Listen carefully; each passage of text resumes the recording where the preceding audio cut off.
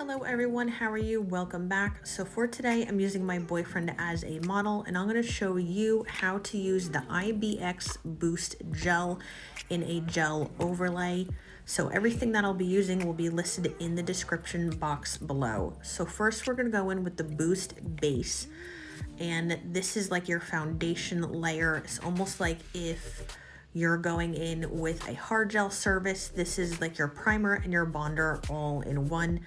When I'm putting this on, you can see that I'm going to be scrubbing this on the nail plate, and I want to make sure I get every little nook and cranny. Then I'm going to cure it for 60 seconds in my lamp.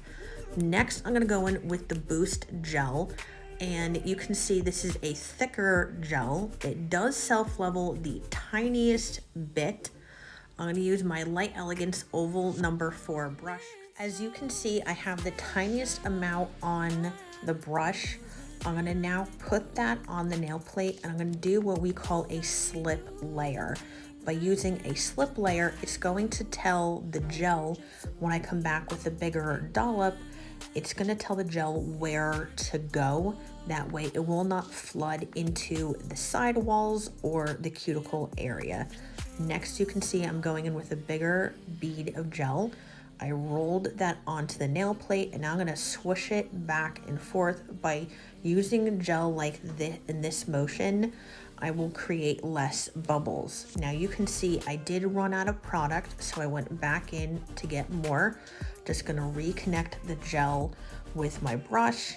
I'm going to go down until I cap my free edge. Now at this point, before I put the hand in the lamp, I'm going to move my client's finger around, and I'm using the light on my desk to make sure I didn't miss any sections, or if I have any like dips that I didn't right there. You can see in a second, if I have any dips in the gel that I kind of missed, you'll see it right there, that the light is all like funky on the nail plate. I just add a little bit more gel. I'm gonna move it around the tiniest bit, not too much. When I get it where I want it, then I'm gonna have the client put their hand in the lamp for 1 minute.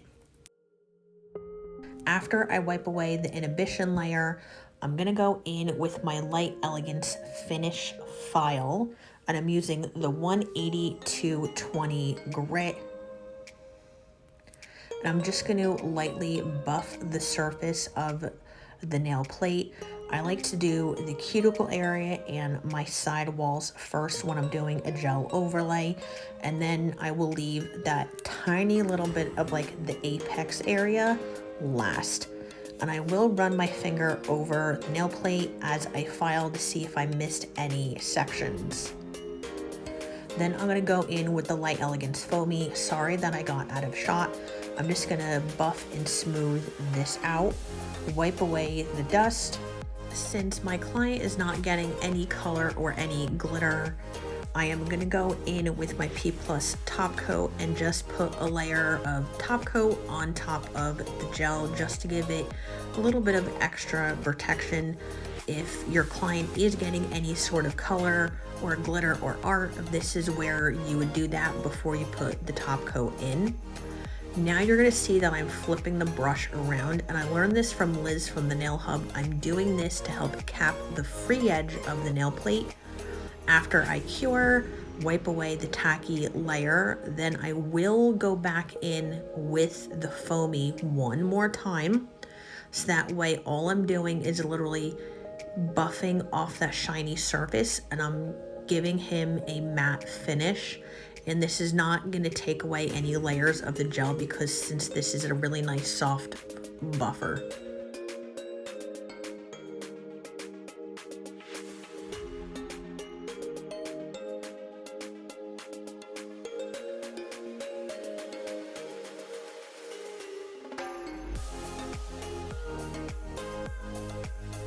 In a second, I'm going to move his finger around, and you're going to see after all of that, there is not a lot of product on the nail, and you can tell that there is the tiniest bit just to add a little bit of structure, but that's it.